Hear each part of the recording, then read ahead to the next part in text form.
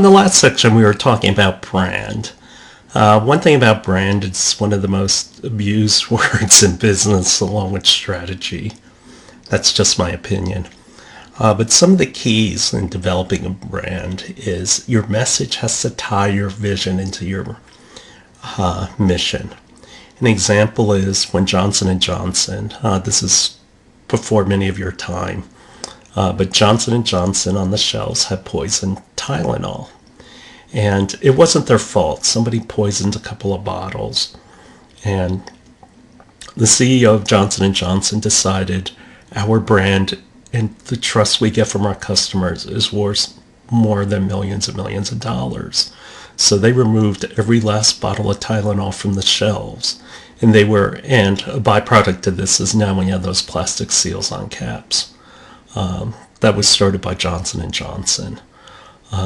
The wrong way of tying your vision into your message is when GoPro. They stopped being hip, and subsequently they took a big hit in terms of sales. They were more about the business and not about the experience. The thing is, the extreme sports guys are the guys who made GoPro. And even Nick Woodman, the CEO, admitted they got away from their vision.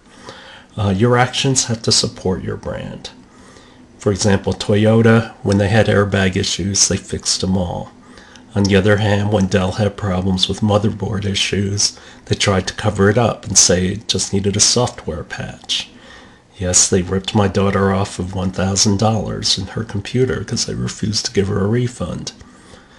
Guess what? I will never buy a Dell computer as long as I live because of that. And I will not recommend it to anyone.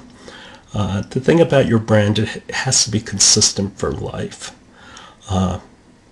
Intel processors continue to improve. On the other hand, Apple, the icon of innovation, released the iWatch.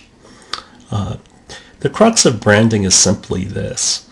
Branding requires you to have a writer's focus.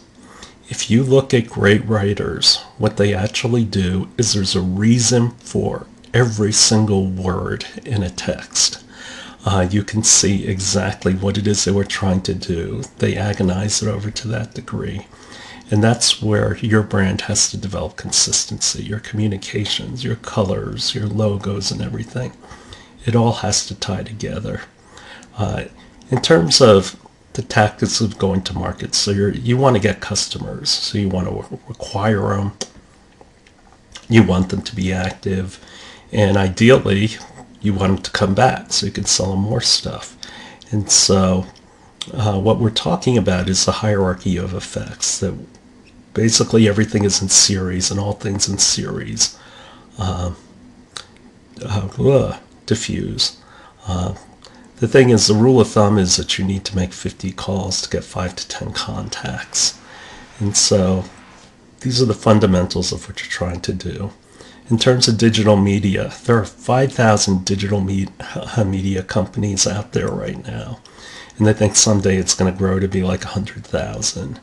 And so here's just a sampling of all the companies out there today in different services regarding digital media. The key thing in developing a market, especially for digital markets, it's about low fidelity. And what low fidelity means is you're not trying to get a sale. You're trying to understand the customer.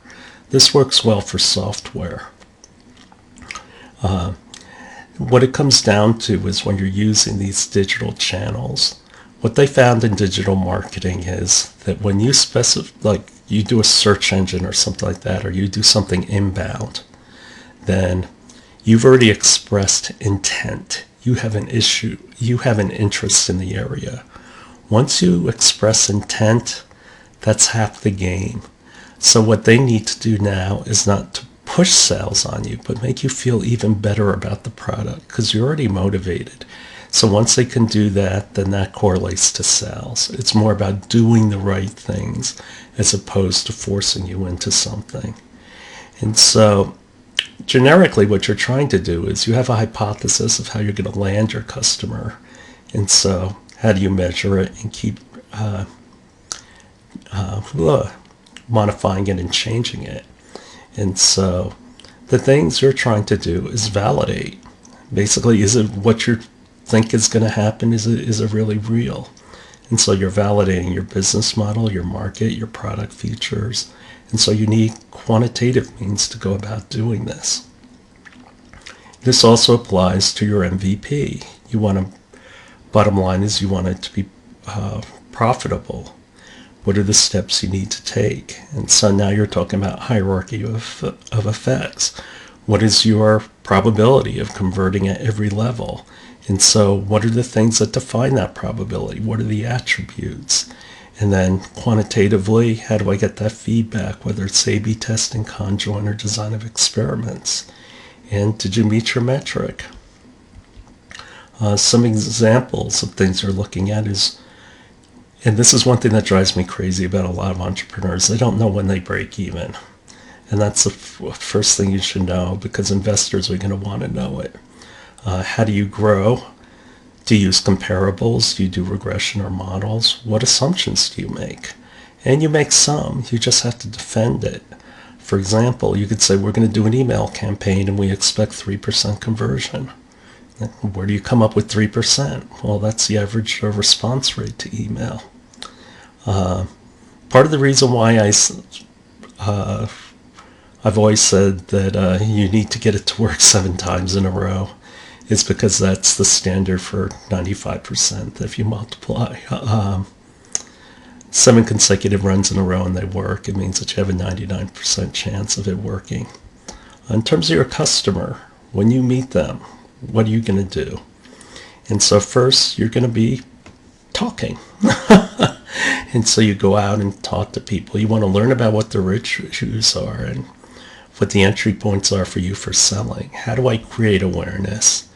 And where am I? Do I have an alpha or do I have a beta? If I have an alpha, then I'm focused on talking to customers about features. If it's a beta, now I'm talking about also use and cost. And so early on, you talk to customers. You build relationships. Am I talking about a low fidelity or high fidelity demo? And that's, do I just want to give them a flavor for what it's doing, or do I want something closer to the finish? And am I doing a push or am I doing a pull? Or the third option is buy, meaning you can buy email lists. For example, supposing I'm selling basketballs and there's a store that has a list of customers for just sporting goods. They'll sell their lists. Yes, I know. They say, no, we will not give out your information. Yeah, I'll put it this way. I once did a test where I changed my address just to see, and they said they won't give my information out, and they did. What guerrilla tactics are you going to use? Yeah, kind of like that toe tag saying sun kills. The thing is, some of the common mistakes when going to market is that you work hard but not smart. Think about what it is you're doing and what's the return going to be. When you launch too early, that's okay, as long as you know the customer is going to take the ride with you. Some other common mistakes is you think that, hey, once I sell to this first market, I'll be okay. But you need your customers to talk. You need influencers.